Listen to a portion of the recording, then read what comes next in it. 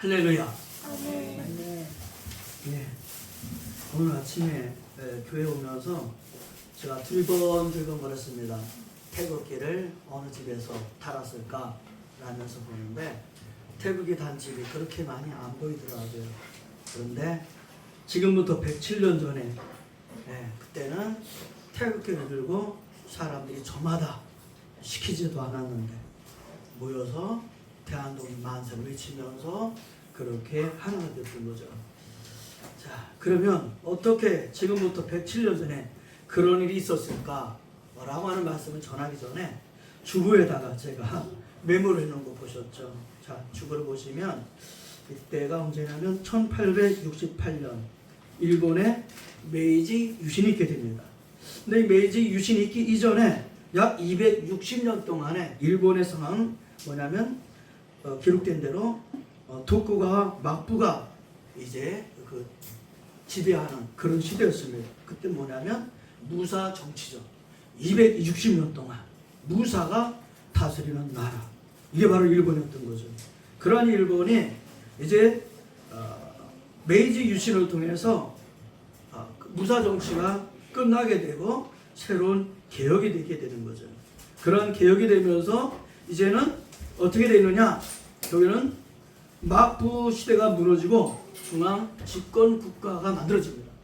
그리고 중앙 집권 국가가 만들어지면서 제도가 바뀌는 게 또 있었습니다. 군사 제도가 바뀝니다. 이제는 징병 제도가 만들어지고 서구식 군대가 이제 창설됩니다. 그뿐만 아니라 메이지 유신을 통해서 산업이 발전합니다. 철도가 만들어지고 공장과 기술 그리고 근대식 교육이 일본에서 만들어지게 됩니다. 그런가 하면은 제국주의 노선이 만들어지게 되는 그런 사고를 갖게 됩니다. 뭐냐면 강한 나라만이 살 수가 있다라고 하는 것이 일본에서 이제 만들어지게 됐다는 거죠. 그래서 일본은 개방을 하면서 이렇게 변화되고 있었습니다. 그런 반면에 한국은 어떻게 되느냐? 그 당시 홍성대원군이 섭정을 하고 있었는데 그 아들 고종이 12살에 왕이 되었을 때에 뒤에서 홍성대원군이 섭정을 했다는 거예요. 그리고 일본이 그 당시 했던 것처럼 계속적으로 세국 정책을 했던 거죠. 근데 일본은 메이지 유신을 통해서 세국 정책이 아니라 이제는 서양 문물을 받아들이면서 현대화하고 뭔가 힘 있는 뭔가 이렇게 발전하고 있을 때에 조선은 그렇지 않았다는 거죠. 홍성대원군은 세국 정치를 하고 또한 섭정을 하면서 그렇게 10년이 지나가다가 고종이 22살이 되었을 때는 이제 홍성대원군이 실각을 하게 되고 그때에 명성황후가 이제 등장하면서 이제 이렇게 갈등을 갖게 되는 거죠. 바로 이런 시기 계속 일본은 어떻게 변화되고 있었느냐? 기록된 것에 의하면은 일본은 1876년 군함을 가지고 와서 강화도에서 조선을 위협하죠. 그리고 억지로 조약을 맺게 됐습니다. 그 강화도 조약을 통해서 부산과 원산 그리고 인천항을 개항을 하게 됩니다. 그런데 그 조약을 맺게 되는데 불평등 조약이었던 거예요. 그러고 나서 얼마 안 됐습니다. 1894년 일본은 청나라에 대해서 선전포고를 하면서 청일 전쟁을 벌여요. 여러분 생각해 보십시오. 이건 굉장히 우리가 일본을 과소평가해서는 안 된다는 거예요. 그때에 이미 1894년에 청나라한테 전쟁을 선포하고 전쟁을 했는데 문제는 그 전쟁에서 일본이 승리하게 됩니다. 승리하게 되면서 일본은 그 당시 어떻게 됐냐면 경복궁에다가 일본군을 주둔시키고 결국에는 여러분 생각해 보시죠. 경복궁은 왕이 있던 곳이었습니다. 그런데 여기에 일본 군대를 주둔시키고 결국에는 어떻게 되는 거야? 갑오 개혁을 일으키게 되는 거죠. 그래서 조선의 내정을 간섭하게 됩니다. 예. 조선의 내정을 간섭하고 그리고 그 다음에인 1895년에 일본의 낭인들이 경복궁에 침입해서 명성황후를 시하는 그런 사건이 벌어지게 됩니다. 그러면서 자연스럽게 친일 내각이 만들어집니다. 그리고 그 해에 외는 조선에다가 단발령을 내리게 됩니다. 그래서 상투를 다 자르게 하는 거예요. 머리를 짧게 만들고, 그러면서 그때에 총독으로 이토 히로부미가 총감독으로 이제 와서 우리나라의 내정을 간섭하게 됩니다. 그리고 그런가 하면은 얼마 지나서 1905년에 을사늑약이라고 하는 강제 조약을 통해서 우리 조선의 외교권이 박탈이 됩니다. 그리고 1907년도에 군대를 해산시키고 1910년도에 한일 합방을 해서 일본은 조선을 식민지로 만듭니다. 그리고 나서 1919년에 1월 달에 고종이 승하게 되고, 그 고종이 승할 때에 그런 설이 나오게 된 거죠. 독사를 당했다. 근데 밝혀지지 않았지만 그런 것을 빌미로 해서 3.1 운동이 일어나게 된 거죠. 그리고 그 이후에 외는 조선을 계속 핍박을 하게 되죠. 그래서 자료에 의하게 되면은 1938년도에 조선어 과목을 선택 과목으로 격하하고 한글을 쓰지 못하게 되는 그런 정책을 핍니다. 그런가 하면은 1939년에 창씨 개명을 공포하고, 그리고 그 다음에 아예 조선의 이름을 쓰지 못하고 다 일본 이름으로 다 개명을 만들게 되죠. 그리고 결국에는 제2차 세계대전에 일본의 그 전쟁을 위해서 결국에는 땅도 사람들도 여성들도 다 착취당하는 그런 결과를 갖게 됐습니다. 그리고 1945년에 해방을 통해서 결국에는 일본의 외에 끝나게 됩니다. 자, 이러한 뼈아픈 과거가 우리에게는 있었다는 거예요. 단순히 36년에 일본이 압박을 하고 지배하고 통치했다는 것이 아니라 이미 그 이전부터 우리는 그렇게 기울어가고 있었다는 거예요. 그렇다고 한다면 우리는 107년이 된 이 3.1 운동을 맞이하면서 우리는 어떻게 하나님 앞에 어떤 자세를 가져야 될 것인가? 오늘 본문의 말씀은 거의가 종려주일에 말씀을 선포하는 본문으로 많이 사용되고 있어요. 그런데 오늘 저는 이 말씀을 준비하면서 그런 생각을 갖게 됩니다. 오늘 107년이 지난 지금 이 시대에 한국 교회는, 성도들은, 우리 대한민국은 어떤 존재가 되어야 되는 거야? 하나님은 무엇을 원하실까? 오늘 본문의 말씀을 보게 되면 예수님은 나귀를 타고 이제 입성하시는 그런 모습을 갖게 됩니다. 여러분, 나귀는 자꾸 힘이 없고 눈에 보일 듯 말 듯한 그런 존재. 그리고 나귀는 섬김의 상징이기도 합니다. 무거운 짐을 실어 나르는 그런 섬김의 상징으로. 스가랴 선지자는 스가랴 9장 9절을 통해서 그렇게 예언을 했어요. 보라, 네 왕이 내게 임하시는데 그는 겸손해서 나귀를 타고 오실 것이다. 이미 예수님이 오시기 전에 스가랴 선지자는 그 예수님의 탄생을 그렇게 예고했다는 거예요. 오늘 하나님 우리에게 무엇을 원하시는가? 예수님께서 나귀를 타신 것처럼 오늘 저와 여러분 주님 앞에 나귀를 타고 나가는 그런 존재가 되기를 주님의 이름으로 축복합니다. 오늘 본문의 나귀는 아무도 한 번도 타보지 않은 그런 나귀였다고 그랬어요. 구별됐다는 겁니다. 준비됐다는 겁니다. 오늘 하나님이 쓰실 수 있는 것은 하나님 위해서 준비된 사람, 하나님 위해서 구별된 사람, 그런 저와 여러분들이 되어야 될 줄로 믿습니다. 예수님을 위해서, 하나님을 위해서 나귀가 사용되었습니다.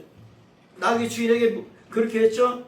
그 풀가는 왜 가져가느냐? 그러니까 주님께서 쓰시겠다고 하라. 그럼 가져가시오. 나귀 주인도 주님께서 쓰신다고 할 때에 그 나귀를 드렸습니다. 그런가 하면 어린 나귀는 예수님이 그 등에 탈 수 있도록 그대로 있었다는 거죠. 오늘 저와 여러분은 나귀를 타고 예수님 오신 것처럼 겸손하게 주님 앞에 드려지고 또 주님이 원하시는 그런 모습으로 나가는 저와 여러분이 되어야 될 줄로 믿습니다. 말을 타고 오신 정복자가 아니라 힘 있는 그런 군대의 모습이 아니라 보잘것없는 나귀의 모습으로 오셨다는 거예요. 그리고 사람들은 그 나귀를 타고 오시는 예수님을 호산나 호산나 라고 외치며 환호했다는 거죠. 오늘 저와 여러분 겸손하게 주님 앞에 나가는 저와 여러분 2026년이 되어지기를 주님의 이름으로 축복합니다. 두 번째는 오늘 말씀을 통해서 보게 되면은 쓰임받는 사람들에 대해서 말씀을 드리려고 합니다. 따르겠습니다. 높고 낮음이 아니라 높고 낮음보다 쓰임이 중요하다. 할렐루야. 우리는 말이면은 뭐 힘이 있고 붓대가 되고 그러니까 그런 뭔가 힘을 우리는 굉장히 좌우하게 됩니다. 내가 힘이 있어야 돼. 근데 하나님의 나라는 예수님이 나귀를 타고 오신 것처럼 힘이 아니라 하나님의 뜻에 이를 때 겸손하게 될 때에 하나님은 쓰신다는 거예요. 그러면 쓰임받는 사람, 오늘 예수님이 하나님의 아들이심에도 불구하고 그렇게 이 땅에 나귀를 타고 오셨습니다. 그리고 그 예수님은 하나님을 위해서 자기 자신을 비우는 그런 예수님이 되셨습니다. 오늘 예수님을 위해서 하나님을 위해서 쓰임받은 사람들이 많이 있습니다. 여러분 바울 생각하면 우리는 많은 바울의 동력자를 생각할 수 있습니다. 근데 저는 바울을 생각하면 그렇게 먼저 생각합니다. 성경의 말씀을 보면 바울은 연약했다고 그랬습니다. 뭐 학자들은 그것이 간질인지 안질인지 어쨌든 질병이 있었다고 표현해요. 여러분 그가 기도하고 안수할 때 귀신이 떠나가고 병든 자가 고침받았습니다. 그런 바울에게 연약함이 있었다는 거예요. 질병이 있었다는 거예요. 근데 그런 바울을 옆에서 지키고 있었다는 사람이 누구냐? 의사였던 누가였던 거죠. 누가가 바울 옆에서 있어서 하나님의 뜻을 이루는 그런 사람이었습니다. 그런가 하면은 예수님이 이제 죽으실 때에 아리마대 요셉이 빌라도에게 가가지고 그렇게 청하죠. 예수님의 시신을 달라. 여러분 지금 예수님이 이제 죄인이 돼서 십자가에서 달려서 죽임을 당했어요. 예수님의 제자들이 가서 그 빌라도에 가서 예수님의 시체를 달라고 한 것이 아니었어요. 성경의 말씀을 보게 되면은 바로 이 부자 아리마대 요셉이라는 사람이 빌라도에 가서 예수님의 시신을 주시오 라고 시체를 이제 달라고 해서 빌라도가 주었다 내주었다 이렇게 기록되어 있어요. 여러분 자기의 무덤이었습니다. 자기가 묻히려고 했던 무덤이에요. 아무도 묻지 않았던 그런 무덤이었습니다. 그런데 예수님의 시신을 자신이 준비했던 자신의 묘지에 예수님을 묻히게 되는 그런 일을 요셉이 했다는 거예요. 오늘 사랑하는 성도 여러분, 하나님 위해서 드려지는 저와 여러분 되기를 주님의 이름으로 축복합니다. 바울에게는 많은 동력자들이 있었습니다. 로마서 16장 3절 4절에 보게 되면 바울이 칭찬하는 사람이 있었어요. 바로 그들은 부부였습니다. 그래서 로마서 16장 3절 4절에 보게 되면 바울이 이렇게 표현을 해요. 그들은 내 목숨을 위하여 자기들의 목까지 내놓았다 라고 하면서 그들은 그리스도 예수 안에서 나의 동력자들이었다 이렇게 표현합니다. 바울이 될 수 있었던 것은 브리스가와 아굴라 같은 동력자들이 있었다는 거예요. 바울의 그 목숨을 지키기 위해서 자신들의 목숨을 아까워하지 않았던 브리스가와 아굴라 같은 사람, 이런 사람들이 쓰여졌기에 바울이 하나님의 일을 더 크게 할 수 있었다는 거죠. 마가복음 14장 3절에부터 보게 되면은 거기에 나병 환자 시몬의 집에 한 여인이라고 기록된 여인이 있습니다. 예수님이 시몬의 집에 초대를 받았습니다. 예수님이 그 집에 갔습니다. 제자들도 갔죠. 그런데 거기에 한 여인이 그 예수님 앞에 옥합을 깨트려서 이제 붓게 되는 거예요. 그 옥합은 그 여인에게 있어서 어떻게 보게 되면은 자신이 결혼할 지참금, 결혼할 혼수 전체가 되는 비용을 그 예수님 앞에 그렇게 순간에 비웠다는 거예요. 오늘 사랑하는 성도 여러분, 옥합을 깨뜨린 여인을 통해서 예수님의 삶은, 예수님은 장래가 준비되는 것이었다라고 말씀합니다. 오늘 이렇게 저와 여러분의 삶이 쓰임받는 사람이 되기를 주님의 이름으로 축복합니다. 할렐루야. 3.1절 때 서명했던 33인 중에서 세 사람을 찾아봤습니다. 이승훈이라고 하는 사람이 있었습니다. 이는 교회 장로고 교육자였고 했습니다. 그리고 오산학교를 설립했었어요. 그리고 오산학교를 설립하면서 그의 설립의 목적은 뭐냐면 독립정신을 우리의 후손들에게 가르쳐주겠다라는 거예요. 그리고 오산학교를 통해서 민족혼을 심어주는 교육을 했습니다. 그리고 그는 나중에 이렇게 말했습니다. 이 일은 죽기를 각오하지 않으면 할 수가 없다. 예. 학교를 세워서 자기의 전 재산을 들어서 많은 사람들을 양성하는데 민족혼을 그들에게 가르쳐주면서 죽기를 각오하고 하지 않으면 이 일은 할 수가 없다면서 죽기를 각오한 일이 바로 후진 양성이라는 거예요. 그런가 하면은 길선주라고 하는 목사님이 있었습니다. 이 목사님은 이런 말을 남겨놨습니다. 나라 없는 백성은 설 자리가 없다. 나라를 뺏긴 그 당시에 길선주 목사님은 나라 없는 백성은 갈 곳이 없다는 거예요. 그래서 어떻게 했다는 거예요? 바로 33인 그 독립선언서에 서명하는 데에 그 마음을 가지고 그 각오를 가지고 서명을 했다는 거예요. 그런가 하면은 박동환이라고 하는 감리교 목사가 있었습니다. 이분도 그 33인 중에 서명했던 한 사람입니다. 그는 감리교 목사였습니다. 그는 인형을 선고받으면서도 그는 그 신앙을 지키면서 자기의 믿음을 지켰던 사람으로 그렇게 기록에 남기고 있습니다.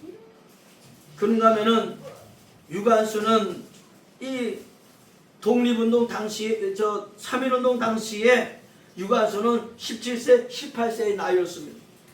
그는 감옥에서 이런 말을 남겨놨습니다. 1920년 9월 28일 날 그는 죽음 적전에 남긴 글이 이런 글이었습니다. 내 손톱이 빠져나가고 내 귀와 코가 잘려가고 내 다리가 부러져도 이 고통은 이길 수 있사오나 나라를 잃어버린 그 고통만은 견딜 수 없나이다. 나라에 바칠 목숨이 오직 하나뿐인 것이 이 손의 유일한 슬픔입니다. 네, 나를 위해서 몇 번이라도 죽으셨으면 좋겠는데 오직 자기가 갖고 있는 것은 이 목숨 하나밖에 없는 것이 마음이 아프다. 이렇게 글을 유언처럼 남겼다는 거예요. 사랑하는 성도 여러분, 3.1운동은 후손들을 위해서 자신들의 모든 것을 걸고 그 선언서에 그냥 서명한 것으로 끝나는 것이 아니라 자기의 모든 것을 바치고 독립운동을 외친 그 선조도 있었기에 오늘의 그 터전 위에 대한민국이 있다는 거예요. 오늘 이 사실을 잊지 않은 저와 여러분 되기를 주님의 이름으로 축복합니다. 세 번째는 오늘 말씀을 통해서 공통점이 있다는 겁니다. 어떤 공통점이 있었느냐 따라하겠습니다. 드림의 공통점. 할렐루야. 무슨 말씀이냐면 드려졌다는 거예요. 나귀도 예수님께 드려졌고 나귀 주인도 자기의 나귀를 예수님께 드렸고 예수님도 자신을 하나님께 드렸고 오늘 말씀했던 이승훈 목사님, 길선주 목사님, 박동환 목사님 이런 분들도 자신의 모든 것을 어떻게 조국을 위해서 바쳤다는 거예요. 유관순조차도 자신의 목숨을 대한독립을 위해서 바쳤다는 거예요. 그렇게 되어져서 지켜진 나라가 대한민국. 그리고 그런 3.1운동의 역사가 있었기 때문에 오늘의 3.1운동이 있다는 거죠. 오늘 사랑하는 성도 여러분, 저와 여러분 주님 묻습니다. 주가 쓰시겠다 하라. 오늘 주님은 저와 여러분에게 질문하는 거예요. 하나님의 나라를 위해서, 주님의 나라를 위해서 주가 쓰시겠다. 그러면 주님은 우리에게 질문합니다. 오늘 대답은 저와 여러분이 해야 됩니다.